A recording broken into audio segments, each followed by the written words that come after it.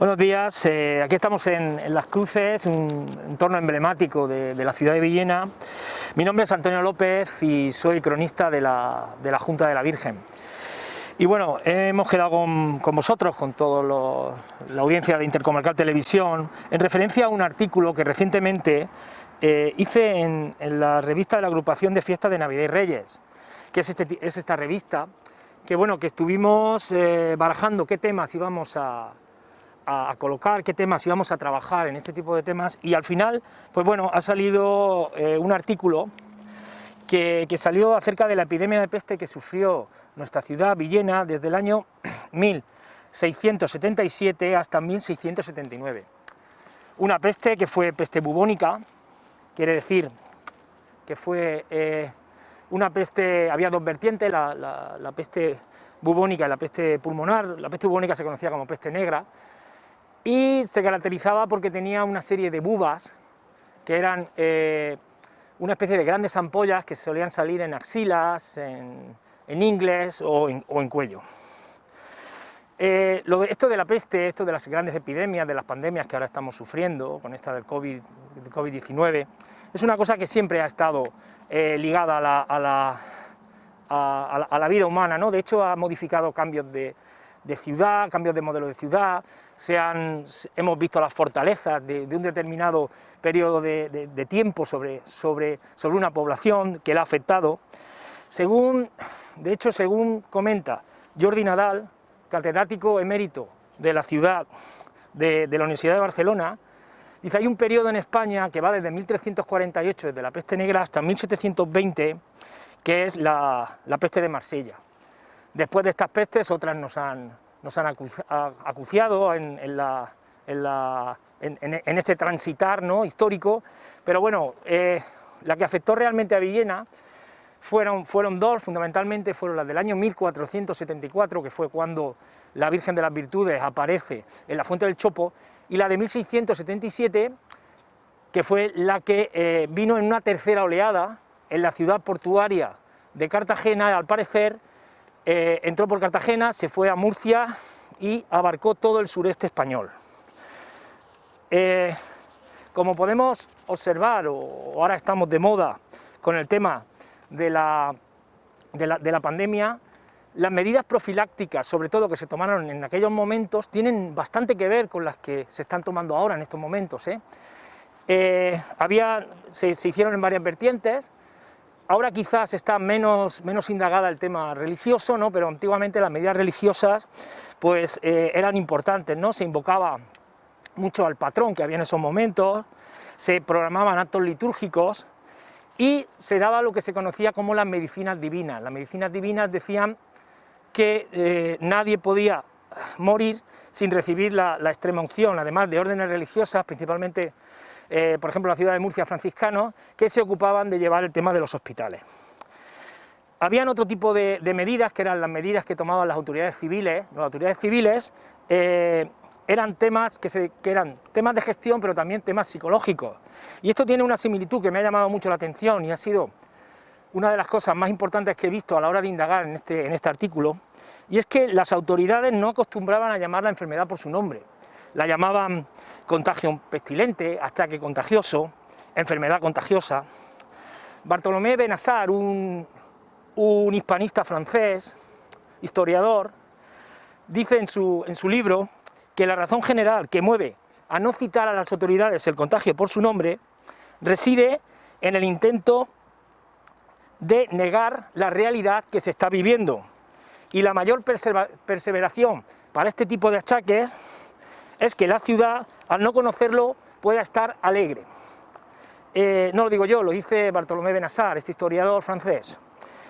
En cuanto al tema de las razones económicas, también afectaban. De hecho, afectaban tanto que condicionaban los siguientes años al paso de la pandemia. Por ejemplo, había que aislar lo que eran las ciudades, igual que se están haciendo ahora. Por ejemplo, en Villena, no hemos subido aquí, vemos el castillo de la Atalaya, y bueno, pues aquí en Villena se cerraron las murallas. Luego contaré una pequeña anécdota que viene en el libro de Máximo García Luján, que sería el tema de personas que quisieron entrar a Villena una vez con las murallas cerradas. Bueno, el ayuntamiento cobraba íntegramente los derechos de abastos y los arrendados que tenía el consistorio municipal íntegros, porque la mayoría del dinero o de los recursos económicos se destinaban al mantenimiento de los hospitales. Y también se solían pedir préstamos para solucionar este tipo de sobre todo los nuevos hospitales que se ampliaban o que se hacían a cosa hecha para tratar a los enfermos de la pandemia. Los médicos también tenían una función principal. En aquellos momentos se llamaban los galenos. Los galenos eran los médicos y bueno, ellos tenían varias funciones. Unas eran asesorar lo que era a los consistorios, delimitar también todas las consultas que estos tenían sobre cómo debía evolucionar la pandemia.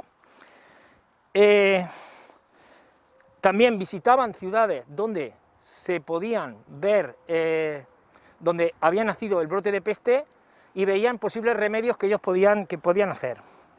De hecho, siempre se decía que de mortíferas pestes 3 diligencias liberan: pronta salida, remota distancia y larga ausencia. En cuanto a las medidas profilácticas, que son las que más se parecen, digamos que tendríamos el tema del cierre de las ciudades. Eso era importante, y se hacían también salvoconductos para salidas y entradas, sobre todo los que iban a trabajar al campo. Se solían hacer, yo en estos momentos lo estamos extrapolando a la ciudad de Murcia, donde sabemos que con absoluta certeza que esto pasaba. Quiere decir que se hacían hospitales en las periferias de las ciudades, y importante, junto al hospital se solían colocar fosas comunes, para evitar dos cosas. Primero, tener aislados lo que eran los enfermos en un lugar conocido y que estos se pudieran dar cuidados entre ellos. Y luego también, a la hora de tener las fosas comunes al lado de los hospitales, lo que se hacía es que se evitaban lo que se conocían como los chirriones. Los chirriones eran los carros que llevaban cadáveres de un sitio a otro, y así se evitaban que esos carros cargados de cadáveres, la población sana los pudiera ver, y así les cundía el desánimo. Luego se hacían unos edictos que también, si los comparamos con lo de ahora, pues también tiene mucha similitud, ¿no? Por ejemplo, que la gente no llevara capas, que la gente evitara que se rozasen unos con otros, el riego de las calles, el encalado de casas. Todo ese tipo de cosas era muy importante, porque ya se comprobaba que evitaban el contagio. Una cosa importante, que era a nivel médico, afortunadamente a fecha de hoy ha evolucionado muchísimo, ¿no? Y eso se ve, a pesar de todo, tenemos la desgracia de tener tanta gente que está falleciendo. Uno de los mayores remedios que se utilizaban en aquellos momentos eran la nieve. La nieve era fundamental para bajar la fiebre. Lo que en Villena, por ejemplo, habían seis neveros, y ahora en la actualidad hay 3 que están en Sierra Salinas. Además, de hecho, el otro día, visitando una conocida página de senderismo, hay una ruta donde se pueden ver esos 3 neveros en Sierra Salinas. Es una ruta bastante bonita. Y también esa nieve, los mismos consistorios tenían que proveerse de esa nieve. Claro, las ciudades portuarias tenían mayor índice de mortalidad porque no podían llegar a esa nieve, no podían tenerla. Y sin embargo, cuando faltaban, muchos consistorios, por las noches, sobre todo, que bajaban las temperaturas, iban a por nieve para el día siguiente tenerla y poderla poner sobre los enfermos. Es una curiosidad, porque el tema de la nieve era uno de los temas importantes que se podían hacer en esos momentos para combatir esta enfermedad. Bueno, pues la peste era mortífera, obviamente, y lo sigue siendo, desafortunadamente, pero yo en el artículo de esta revista digo que era el pescado que se muerde la cola. Vamos a ver. Cuando la gente enfermaba, faltaba mano de obra para ir al campo a trabajar. Cuando faltaba mano de obra para ir a trabajar, se producían malas cosechas, y eso provocaba hambrunas. Hambrunas que lo que provocaban era que la gente bajara sus defensas, y eso aumentaba el límite de mortalidad. Por eso, como he comentado, decía que es el pescado que se muerde la cola. Todo venía un poco entrelazado. Luego, en este mismo artículo, ya hemos dicho que Villena tuvo dos epidemias de peste, la de 1474 y la de 1677, que fue en el siglo XVII. El siglo XVII fue un siglo controvertido en el tema de pestes, ya que vinieron en varias oleadas. Digamos que Villena se libró de la primera y de la segunda, pero no de la tercera. La tercera oleada afectó a Villena, y bueno, una de las primeras medidas que aquí se tomaron en Villena, además lo hizo el corregidor Pedro Paz y Guzmán, fue el cierre de las murallas. Villena en el siglo XVII estaba amurallada.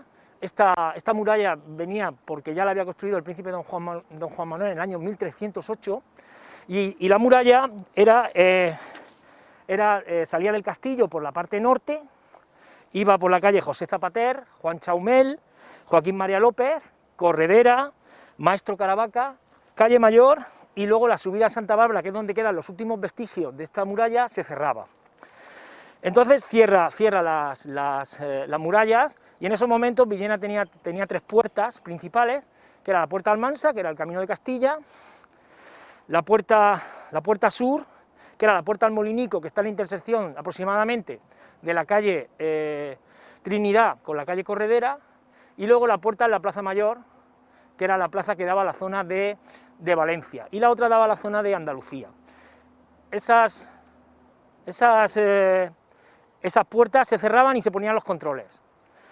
El edicto de Villena decía que habían lo que se conocían como las minas. Las minas eran pasos subterráneos y portones de salida que parece ser que, por ejemplo, en la calle Quevedo, en la calle Revueltas y en la calle el Callejón del Chicho, es posible que hubieran allí algún tipo de portones de salida, porque la gente, para ir a trabajar, no solía salir por las puertas principales, sino que solía salir por el otro lado.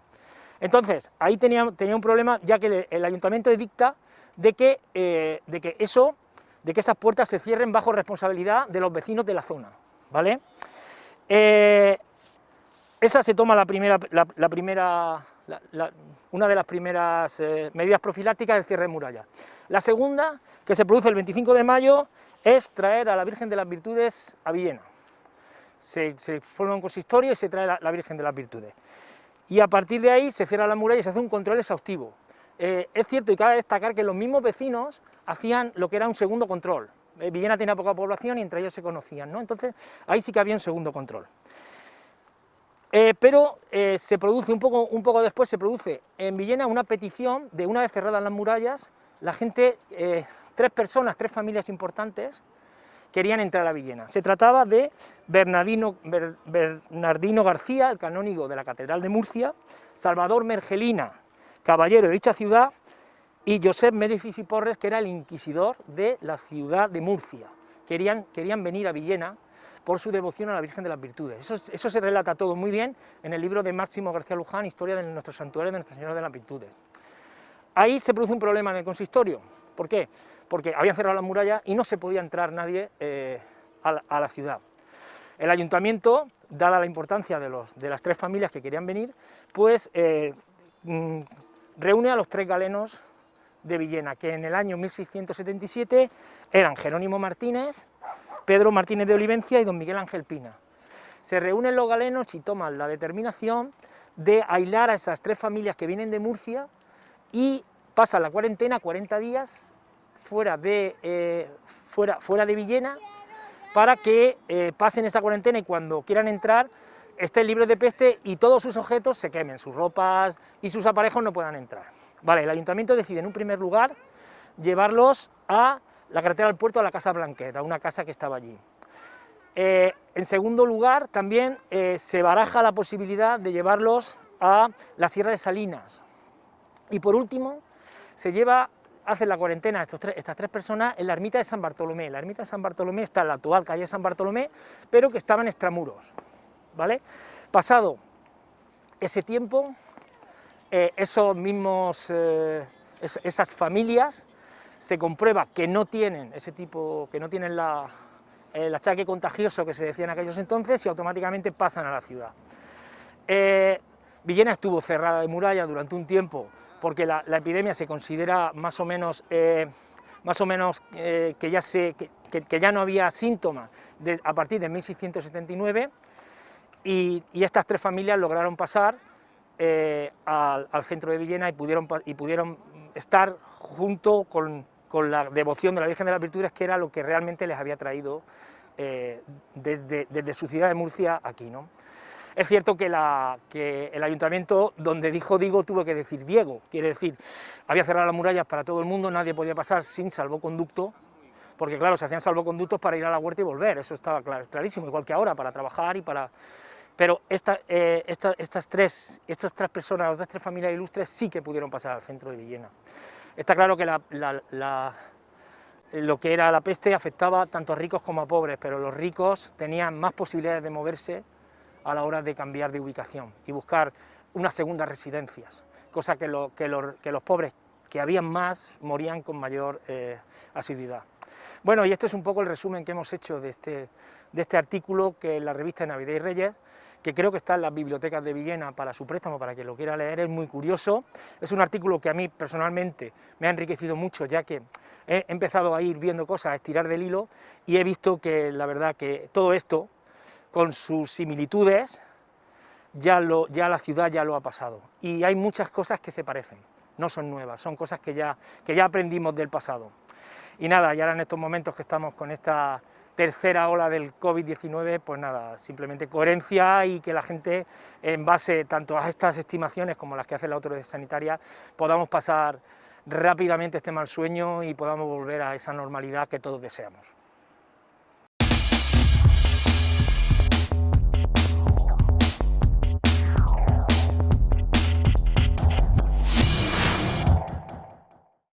Intercomarcal Televisió. Per a tu, per a tots.